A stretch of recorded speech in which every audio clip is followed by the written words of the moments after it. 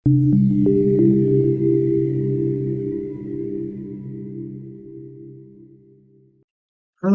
perkenalkan nama saya Stephen Apri Sutresno.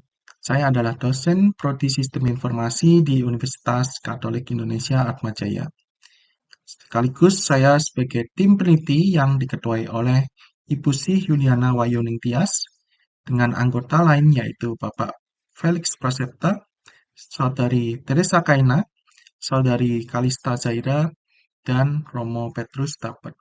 Penelitian ini diselenggarakan dengan dana hibah skema penelitian fundamental reguler dari Direktorat Penelitian dan Pengabdian kepada Masyarakat, Direktorat Jenderal Riset dan Pengembangan, Kementerian Pendidikan Tinggi, Sains dan Teknologi tahun 2025.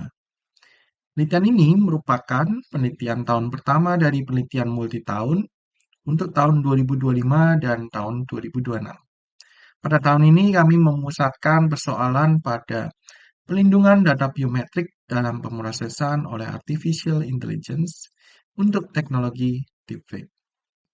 Nah, pada kesempatan kali ini saya mencoba memaparkan bagaimana teknologi deepfake berdampak pada interaksi sosial dan bagaimana literasi digital dan kesadaran pengguna berdampak pada penyalahgunaan teknologi deepfake.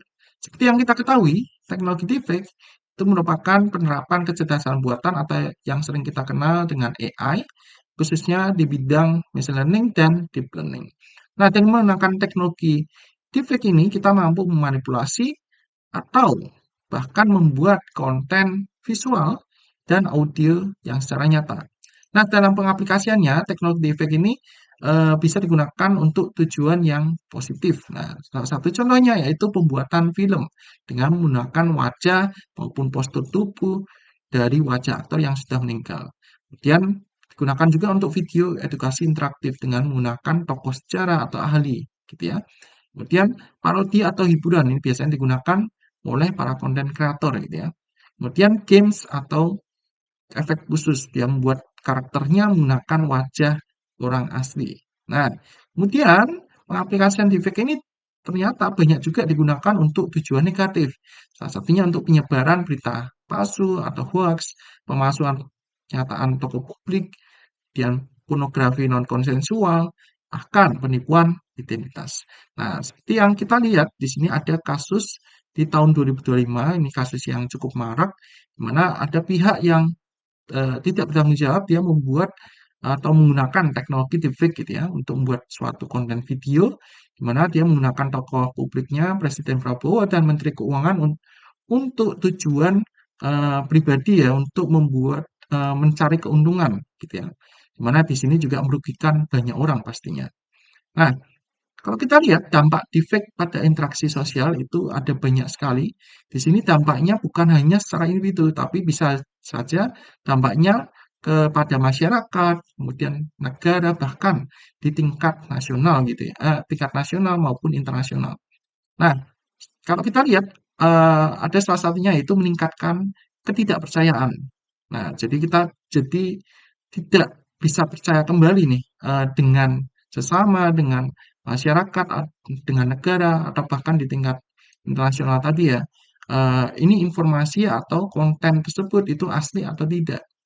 Nah, karena seringkali kalau kita lihat ya dulu itu ada namanya hoax. Kalau hoax itu kan lebih ke kalau dulu teks ya. Jadi ada berita, oh ini hoax. Tapi kalau sekarang dengan menggunakan teknologi deepfake, dia bisa membuat hoaxnya dalam bentuk gambar bahkan video. Nah, jadi orang jadi lebih tidak percaya kembali gitu ya. Ini konten asli atau berita asli atau tidak. Kemudian ada penyebaran misinformasi dan disinformasi. Nah, ini banyak orang tidak melihat keasliannya, dia asal sebar saja gitu ya. Dia dapat konten bagus, nah, dia langsung sebar. Nah, jadinya di sini banyak korban yang menyebabkan misinformasi di sini. Nah, kemudian ada ancaman terhadap reputasi individu. Bahkan orang menggunakan eh, gambar orang lain tanpa persetujuan gitu ya. Nah, ini bisa merusak reputasi, bahkan eh, menyebabkan ini ya gangguan psikologi atau mental gitu ya, menyebabkan hal tersebut. Bahkan hingga bisa bunuh diri orang tersebut. Nah, kemudian ada pengaruh terhadap hubungan sosial.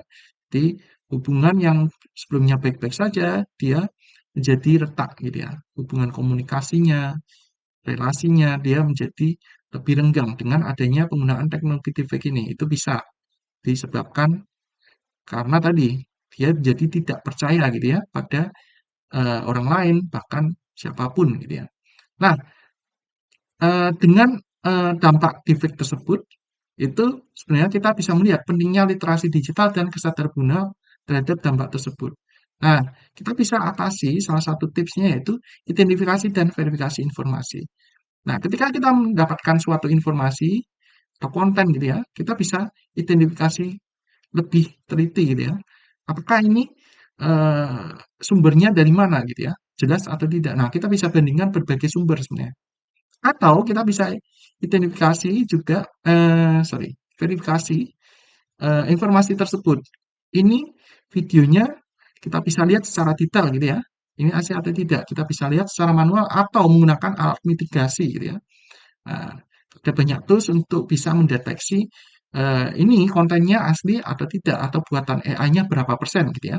Kemudian kita bisa juga kesadaran terhadap risiko dan konsekuensi. Kita harus bisa sadar nih atau risiko saat kita membuat suatu konten, misalkan menggunakan teknologi deepfake, kita harus tahu nih risikonya atau konsekuensinya. Kalau kita share nanti apa nih risiko atau dampaknya terhadap orang tersebut. Jangan sampai kita bisa merusak reputasi orang tersebut atau merugikan pihak-pihak lain gitu ya. Nah, kemudian pengambilan keputusan lebih bijak.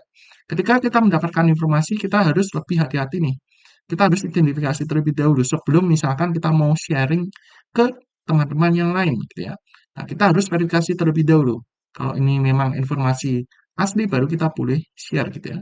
Kalau ini palsu, nah sebaiknya kita keep saja atau nggak perlu kita share gitu ya. Nah, kemudian mendorong etika digital. Ketika kita mau membuat suatu konten menggunakan teknologi deepfake, nah sebaiknya kita punya etika. Misalkan kita mau menggunakan wajah seseorang, nah sebaiknya kita izin terlebih dahulu. Kita menggunakan wajah orang tersebut, data biometriknya orang tersebut. Atau juga kita harus sebutkan ini untuk apa? Apakah hanya untuk edukasi, untuk interaktif saja, untuk hiburan atau untuk edukasi? Nah, jangan sampai itu tujuannya untuk yang negatif gitu ya. Nah, terakhir itu ada memicu tindakan preventif kolektif. Setelah kita bisa melakukan itu semua, kita sebaiknya juga bisa menyebarkan gitu ya informasi berharga ini ke teman-teman yang lainnya, ke masyarakat luas. Jadi bukan hanya kita sendiri yang aman gitu ya. Sebaiknya kita mendorong semua orang itu bisa aman atau secara literasi digitalnya kita bisa sebarkan ya supaya mereka sadar terkait dampak deepfake pada interaksi sosial ini.